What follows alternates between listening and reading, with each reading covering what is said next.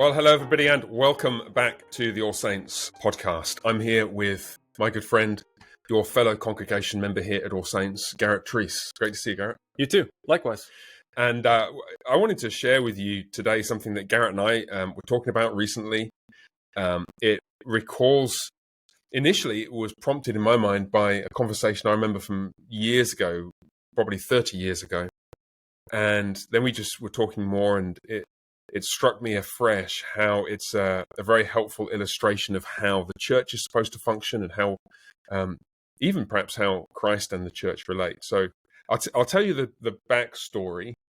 The illustration was first given to me. And then, Garrett, if you want, I'll hand over to you and you can bounce off that and talk to the viewers at home about where that illustration went in our conversation recently. So here's how it went. I used to be conductor of a jazz orchestra. And we went from being a pretty bad jazz orchestra to being a reasonably good one. And one of our trumpet players, perhaps one of the most accomplished musicians in the band, said that jazz musicians tend to go through three stages. They go independence. I'll get this right. No. Dependence. Dependence. I'm getting it wrong. You're helping me out, right? So dependence, independence, interdependence. That's right. And the way it works with jazz musicians is that initially you rock up at the band and you don't know what you're doing. So you're entirely dependent on everybody else. Right.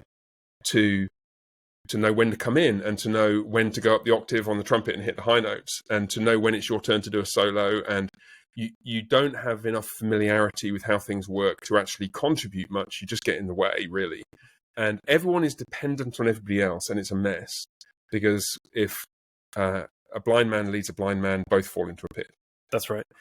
And then what happens, and this is where we were in the band, we were transitioning from dependence to the next stage, independence, which is what my friend Simon Chatterjee was his name.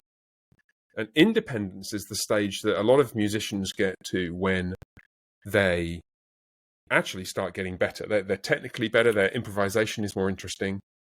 They can follow the music. They're more familiar with the tunes. And so these are jazz musicians, okay? So off they go. And it's like having 20 completely disconnected musicians screeching and howling away. And it was fascinating just hearing this stage of Simon's story, because I remember being in a band like this, playing some hits from the Commitments. Remember the Commitments? The Commitments, I'm afraid that was before my time. Before your time, sorry about that. Anyway, so this was at high school. I was in a band that played some music from the Commitments. And by the end of Sweet Home Chicago, it was just chaos on the stage. Because we had a bunch of good musicians who weren't paying attention to each other. So dependence, independence, and the final stage that Simon pointed, this is where we're trying to get to, is interdependence. Mm-hmm. Where it's not that we have this kind of needy, wrong kind of dependence on each other. Like a desperation. And I'm going to fall apart if you're not there. Right. But neither is it the case that, hey, I don't need you.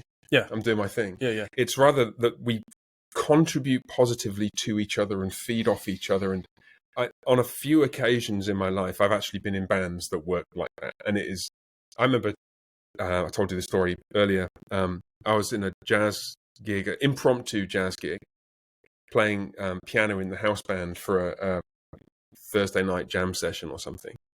And it was me and the bass player, and then the drummer showed up and he joined in. And it was just fantastic because we're feeding off each other and he's playing really well and he's making me better. And I think I was probably making him better. Yeah. So dependence, independence, interdependence. And it struck me again and again over the years. And it struck me in talking with you earlier, Garrett, that that's how the church ought to function. Not dependence, a kind of craven neediness, not independence, like, well, I'm strong now, I don't need any help from anybody else, but interdependence. And as we were talking about a slightly different, the rope illustration. The rope illustration. Give us the rope illustration. So the rope illustration is, for instance, two dependent people, both, if you can imagine, both of them holding two ends of a rope, and the middle of the rope is strung over a crane.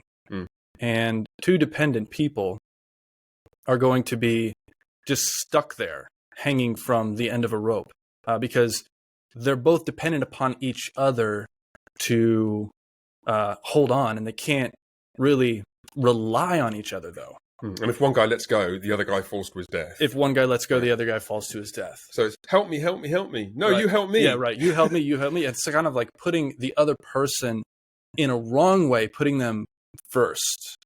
Right. If that makes sense. It's like you're either completely concerned about them and their neediness, yes, or completely concerned about you and your neediness, and neither of you is being helped. Right. So that's the dependent state. So independent. What would happen? Independence is either just I don't need you and letting go of the rope, or which you discover was a bad idea. Yeah, which is a bad idea, because in some sense you do need the other person, right? But it's either letting go of the rope and just detaching right from the other person entirely, or it's this race to the top, a kind of competitiveness against the other person, right. To get there first, get to the crane first, to get to safety first, whatever it is, and so, neither of those situations work for either of the people. With the independent thing, if let's suppose you're on one end of the rope, I'm on the other end of the rope, and we're both trying to climb, you get there first, and you get to the top, and you're like, I'm done, I'm safe, and you let go of the rope, right? So there's no sense of and I'm dead right at that point. That's you're dead, and there's no sense of my responsibility for you, right. In that independent situation. So dependence, we're just shouting at each other, blaming each other, hanging ready to fall at any point. Independence, we either just let go or race to the top and the other one dies. So interdependence then, in that scenario. Interdependence in the illustration would look like both people climbing simultaneously to the top and balancing each other's weight, so that even if I happen to be, let's say, I'm stronger than you. Just say, for example. Like that's totally implausible, isn't it? Let's just say, but if I get those of you who are watching on video will realize that is not entirely impossible. So let's say I get to the top first, right? And we're interdependent upon each other, and that means I'm responsible to hold the rope, while you climb. Or if you have no strength left to climb, then I can actually sort of put my weight down, and sort of tip the scales in the other direction and pull you up just with my weight. Right, you're bouncing now. Right, I'm going up like this. Right, exactly. I'm bouncing on the rope, and then as I bounce on the rope and you achieve more height, then I can climb and sort of match you a little bit more, so that both of us have the same result of, let's say, arriving at that place of safety. Yeah. So we're both giving what we can. I just have fewer chin-ups in me than you, right? And that's okay because, but I'm not hanging there blaming you for getting me into this mess. Right. And I don't feel burdened by you to help you up, because you feel like we're in it together. Because we're in it together. That's right. Right. And so, what struck me immediately thinking about this was, I mentioned this already, the relationship to the doctrine of the church. So a church where everyone feels dependent or is encouraged to do so, there's almost a race to the bottom of the trough of neediness. The more attention, the more needy I can make myself, the more attention I'm going to get. The more I'll feel like I have a place here, because this is a place for dependent people. Right. And it's quite easy to see how that goes badly wrong. At the same time, to be thinking, brother, I own nothing. The independent mentality is destructive. Whereas if we realize that we are all simultaneously sinners and victims, we're all simultaneously in a mess. Yeah. Partly of our own making, and partly just, circumstances beyond our control. Right. And all of us, crucially, have the Spirit of Christ. Paul is at great pains in 1 Corinthians 12, for example, to emphasize everyone's got something to give. You might not have the most spectacular gifts, but you've got something to give. All of us, well, how does Paul put it in Romans 8? But by the Spirit, we fulfill the righteous requirements of the law by the Spirit who's at work in us. All of us are, we're not just victims. Every person in the body can help every part of the body, and even the parts that are least reputable, we treat with greater honor. Right. So everyone is seeking to give to everyone else from what they've received. Right. And so that is like a picture of the way our Lord relates to us, his body. Right. And then also a picture of the way we relate to each other within the body of Christ. Because it strikes me as when we think about our Lord's relationship to us. So just take half a step back. Our relationship to each other within the body of Christ. Your crane and rope illustration really readily illuminates how Christians relate to each other. And it's one of the wonderful things I've noticed actually about the congregation of All Saints, that people help each other out in practical ways, and people pray for each other, and people are interested in each other's lives. And it's not always the same person who's helping everybody. Everyone has got something to give. But trying to figure out how is it that the case that Christ is somehow involved in that same dynamic takes a bit more work. And I was chewing over this since we spoke. And I wonder if one way of putting it is in Philippians 2 terms, Christ humbled himself. Christ lowered himself down on the rope where we're hanging on the other end. Right. And it's simultaneously the case that, yeah, of course, he's the one who hauls us up. And he's showing us how to climb up the rope. Right. So we're not becoming semi-Pelagian or Pelagian, worse, at this point. Jesus is just a moral example. In fact, even our clinging onto the rope for half a second is a gift of God's grace, and it's Christ in you, the hope of glory, and so on. And yet at the same time, Jesus is a moral example. Like Pelagius was right in what he affirmed, just wrong in what he denied. It is the case that Christ, by giving himself for his people, shows us how to give ourselves for one another. Right. And so you then see this if you just think for half a second of the real human struggles that he had in his life. Right. It's not that he succumbs to sin, but he was tempted just as we are.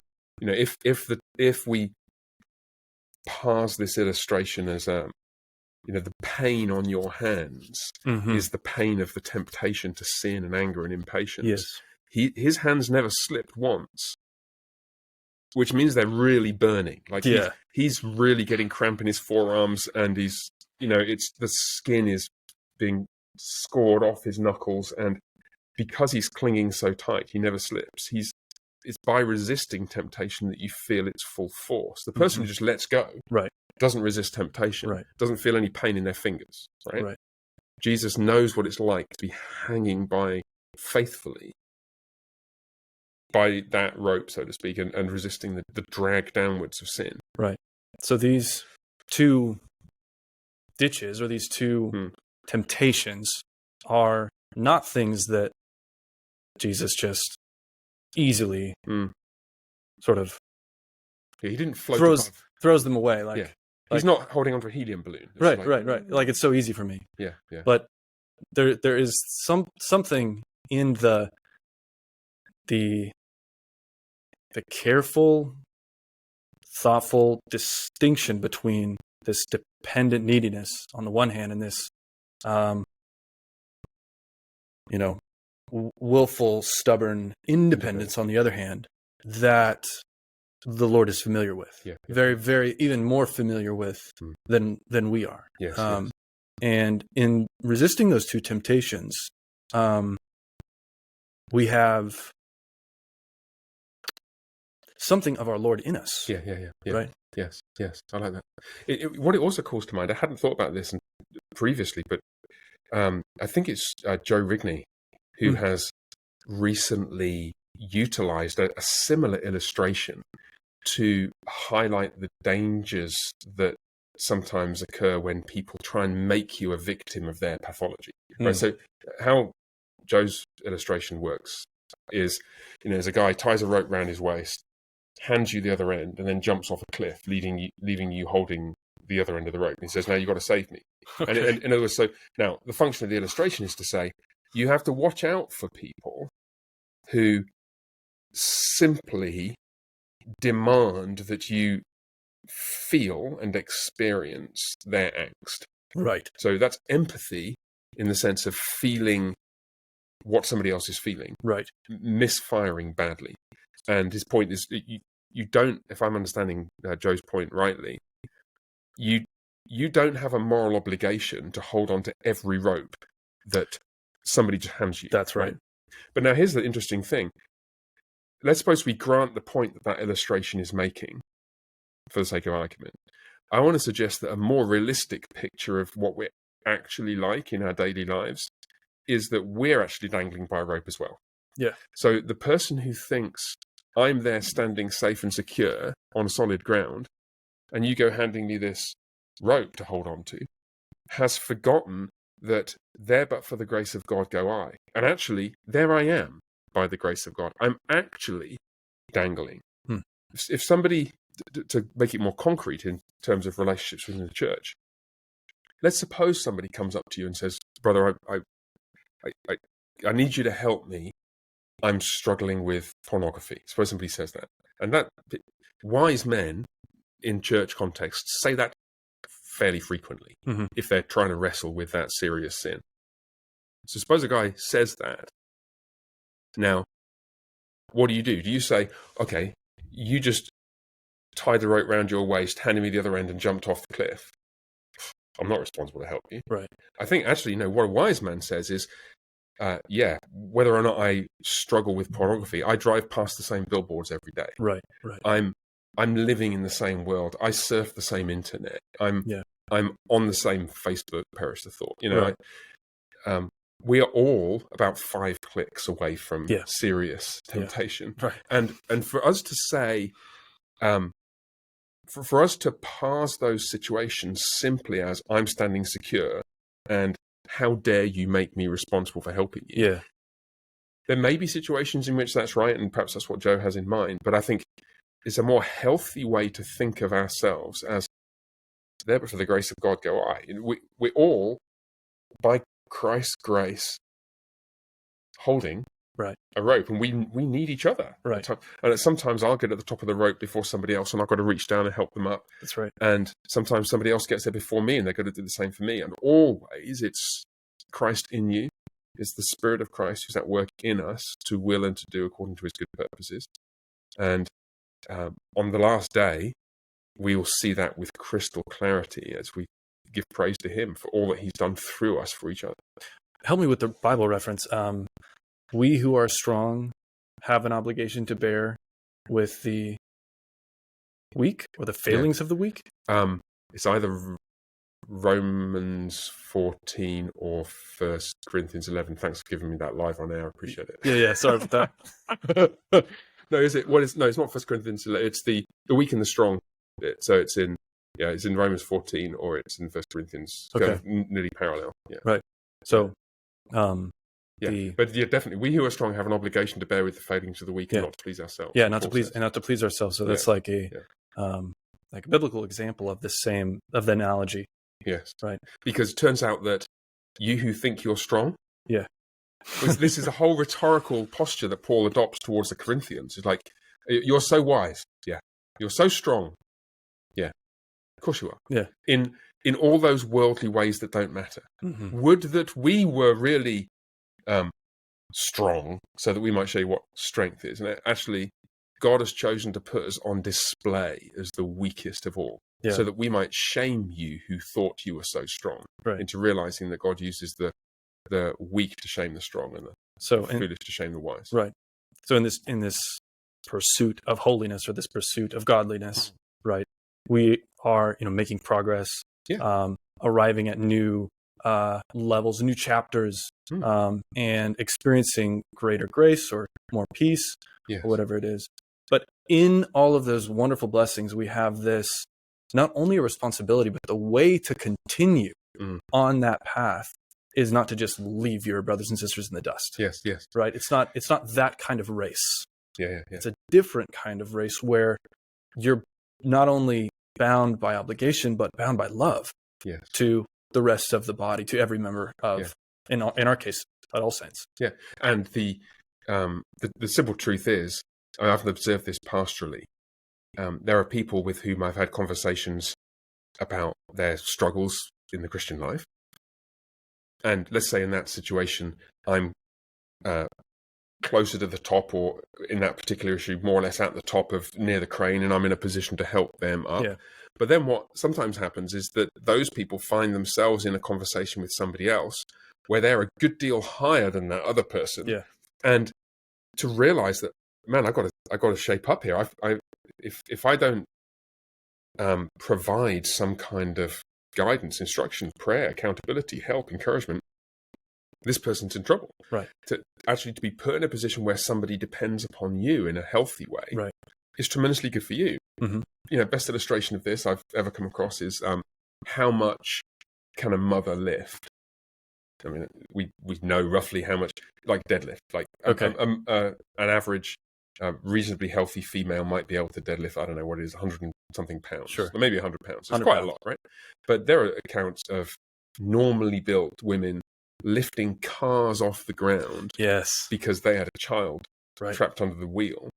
And they'll lift with such force that they crush their own vertebrae in the base of their spine, because all of the inbuilt restraints that normally stop you injuring yourself, because you care so passionately about somebody else. Now, I'm not suggesting that we go around injuring ourselves for the sake of others. What I am suggesting is that that's what Jesus did.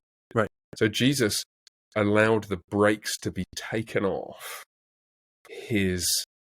the normal human self-restraint that would stop him going to the cross, stop him enduring that hardship. He allowed that to happen, and sovereignly as God, he caused that to happen, so that he might endure the very depths of pain to lift the weight off us. And we are called not to lift the car off anybody and crush our lower spine. Mm-hmm. We are called to endure, what does Paul call them again? Light and momentary afflictions. Yes. Remember when he says, I've been shipwrecked 5 times, day and the night in open sea. That's right. Beaten with rods, 40 lashes minus 1. Then he calls them light and momentary afflictions. And we're all like, that's pretty light, Paul. You're pretty, Yeah. So, yes. So, is there a flip side to this? Mm-hmm. Where, probably, like, if you are not the one who seems to be making a lot of progress in your pursuit of maturity or holiness or godliness, but rather find yourself in kind of interdependent on others to, let's say, model that example for you, right? Yeah. And they are the ones who are pulling you up, right? Or they are the ones bearing your weight for you, right? I can see how that situation might provoke a couple of different reactions. Mm-hmm. One, resentment, because of the desire for independence. Mm. And then 2, a kind of like taking it for granted. Yes. Right? Because you get like kind of used to other people sort of bearing the weight of, let's say, your own childishness or the foolishness of your heart or something. Yeah. And that's a challenge that you get in many different situations. It can be a problem with the ethos of being in counseling. Oh, yeah. So if I'm all in favor of pastoral counsel, I spend a lot of time counseling people, right? But that's not the same as having people who are in counseling, where it's almost like that's the psychological or spiritual equivalent of, my leg is in a cast, I can't walk. Like, well, you might just have to walk. I mean, and you may discover that in the wilderness, your shoes don't wear out. Right. And your clothes will last just fine because they'll will preserve you. But he's not going to preserve you if you just lie there. Yeah. And you get analogous situations, perhaps parents with kids leaving home, where they are ready to carry an increasing burden themselves. Kids growing up, and you have a 2-year-old. Yeah. By the time you got a 5-year-old, you'll be thinking, my goodness, all these things that she's doing.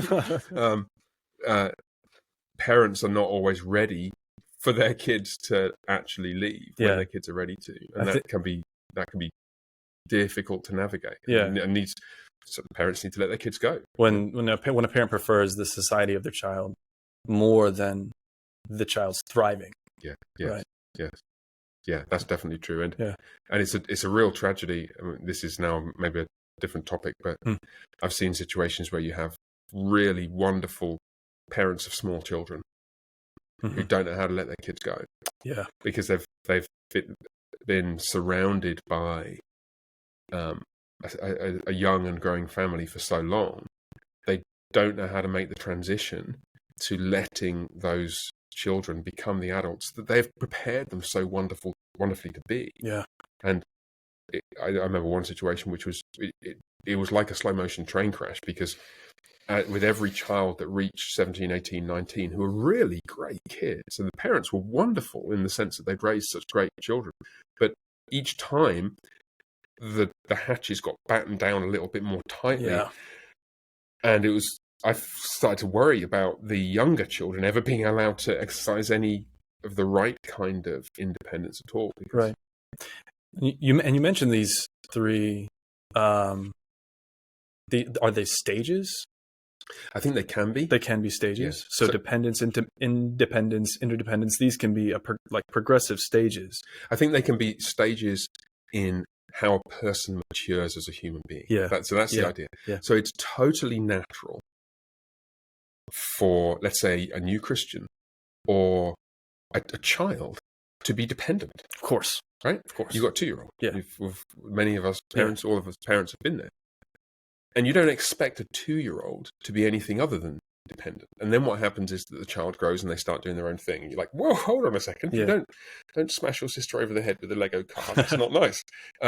We need to learn to relate to one another in a constructive and mutually edifying way. Right. Interdependence. Now, that's the normal progress of childhood. What happens in a Christian life is that sometimes Christians are immature. Yeah. So sometimes we exemplify as adults traits which really are spiritual childishness. Right. So it's like the author of Hebrews chastises his hearers for still needing milk. It's like, what's wrong with you guys? Yeah. You should be, by now some of you should be teaching, and you're not even ready to step out of the crib. So yeah. Is there a spiritual equivalent of that? Yeah, I think so. Yeah, in the Christian life, where you have a childhood stage or a dependent stage, yes. and you really got to get out of it. And you've got to get out of it as soon as you realize that you're in it. Yeah, you've got to. And one of the wonderful privileges of being a pastor, and actually this is a privilege of being an attentive Christian member of a church, is to see people around you growing into new stages of Christian maturity. Right. To see, I mean, we just ordained 4 new deacons. Much to their astonishment, I'll be honest. If you talk, I bet every one of those guys, if you talk to them 10 years ago, or 5 years ago, or 2 years ago, and you said they'd have said, like, no, man, anybody, anybody else, and that's natural. Like I remember the situation with one of our children. I won't embarrass the child by even revealing the gender, but saying the sweetest thing, like, "Oh, I never want to leave home. I never want to leave you, mummy." Yeah, it was mummy, I think, not daddy. Yeah. And it's so beautiful, and so because what it reflects is this person is at the right stage for an 8-year-old, right? And you want them not to be anxious and not to be concerned about when they're 18, but just to realize you're going to grow up. And I remember that's what we said to this child. You'll grow up, and there'll come a day where you really are looking forward to leaving home. And let me tell you, we've got 2 kids at college now, and one who's nearly that age, and that prophecy has proved true. Yeah, so. I don't want to say that the dependent stage or the independent stage is useless or worthless, because it seems like they have childlike. Their purpose in in the Christian life. Yeah. But with the realization in mind that the goal is to move through those two stages into the interdependence we've been talking about. Yeah, that's right. That's right. Well, I'm grateful for your time. Thank you for coming in and Pleasure to be here. sharing with all these people some of the things that we talked about. As ever, well, by the time you listening to this or watching this, it will have been Easter Day. Today is actually Good Friday. And so I'm grateful to Garrett for coming and joining me. And for all of you who are watching and have got this far, well done. Thanks for making it to the end. Happy Easter to you all. The Lord bless you. And bye for now.